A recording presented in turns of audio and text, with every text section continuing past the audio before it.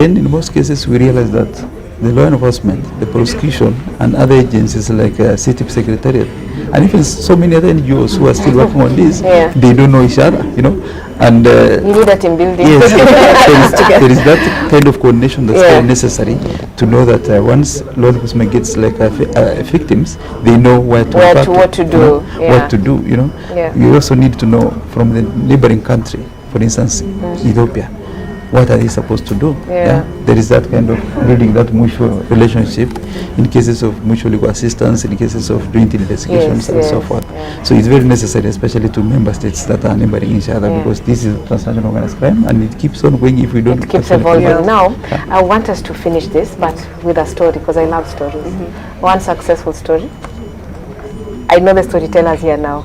These are who do raids and prosecute. So one successful story, and maybe one that if you had the SOP in place, then it would have turned out differently. Ruth. Successful in terms of integration or in terms of closing a case or just killing a ring for tip that was maybe what is it called, exploiting children or just adults. Oh, okay. Yeah. I'm sure Madam Njagi will come into cases. I have ambushed. Yeah. However, our role as a secretariat is protection. Yeah, and that's why we come in. Because there's a raid, I will probably do it to the Transnational Organized Crime Unit, the DCI. So our role actually is when it comes to when they've been rescued, where do we place them? What's the protection? A challenge. Yeah, what's the protection? And as I stated yesterday, there's inadequate shelters for especially boys and men. Where do you put them? And even for women, because if you get a large number, you probably get a large number, like 30-something, or even 100. We had about 46 children that we kept in one of our rescue centers in Machakos. 46. Those are many. And they can only talk Amharic, you know. You need interpreters for them and all that. So for us, our work is mainly the coordination. How do they get interpreters? How do we get a shelter? How do we facilitate their repatriation? As I mentioned, we have the National Assistance Trust Fund for activities of trafficking. How do you assist them to access these services or refer them to probably our other partners like IOM? And so if they need medical assistance, so how are they assisted? So our role as a secretariat, successful is when we're able to protect a victim and have successful reintegration. If you had medical attention, did you rescue this person? Did you screen this person? After identifying the victim of trafficking, we gave medical attention. Yeah, as I mentioned yesterday, there was a particular girl who she had to go to HDU, ICU, and she was given those services, and she went to a shelter and we were able to integrate her back to her family.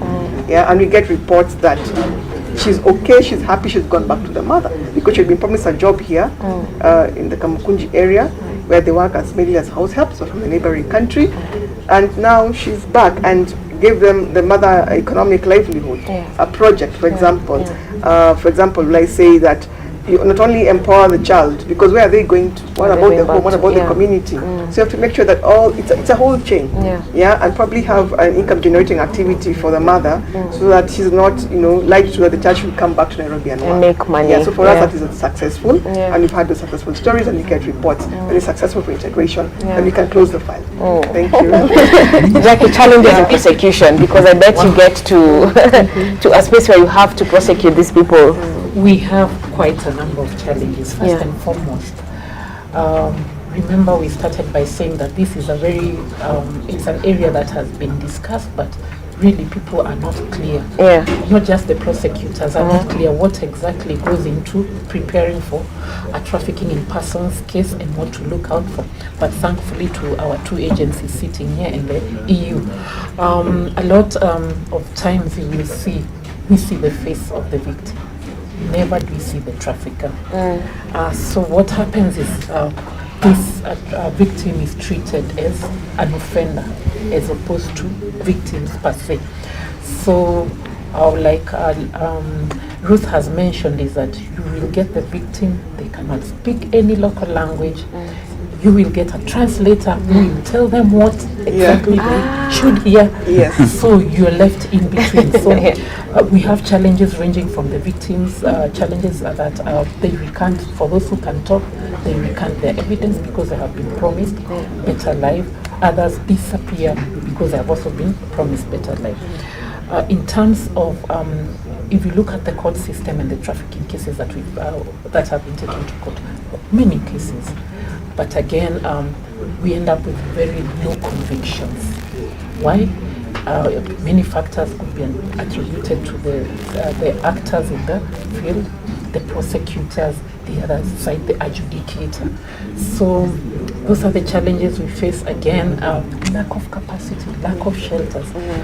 When all these people are done with their work, the victim or the trafficker is thrown at us. Where we take this trafficker at the end of the day? No shelter again, a language barrier and all those other issues.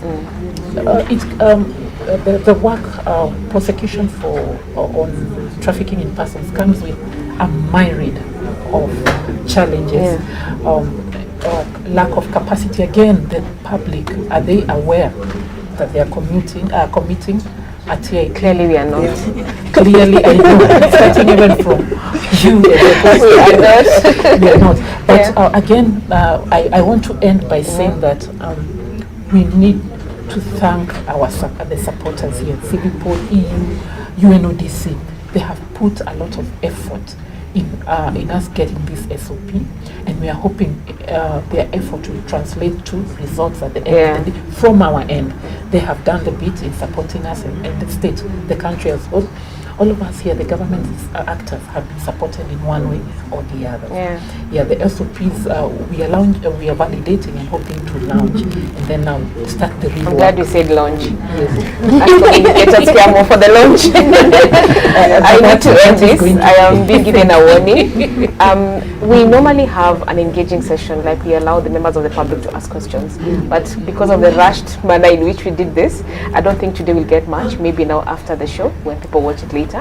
But it is on YouTube, like I said, and on Facebook. You can share it as much as possible, and then maybe we'll get people asking questions. But I want to thank you so much for an insightful 1 hour, I think. At least I've learned something about roots and about systems that are in place to protect us when we are trying to migrate, better migration. And of course from the ODPP and what they hope to achieve from the SOP. UNODC and other partners, quite interesting. We need to come to an end. There's still need for more sensitization about trafficking in persons. You may be abetting it, and I'm not saying I am. You may be abetting it, of course, locally or internationally, you don't know. You may find yourself a victim of trafficking because of smuggling, like Michelle has said. So you need to be woke, know what's happening. You can feel free to share this video in your groups so that people can understand and appreciate that this is an emerging and quickly evolving crime. That's, like Michelle said also, that can happen in the comfort of your room, in your house, through the internet. You can be exploited. I know the overarching factor sometimes is poverty, but we need to find other ways of dealing with our poverty. Should not define us to that extent that we sell other traffic or smuggle people for economic gain. So once again, I thank you for joining us on this show. Thank you very much, everyone, for coming.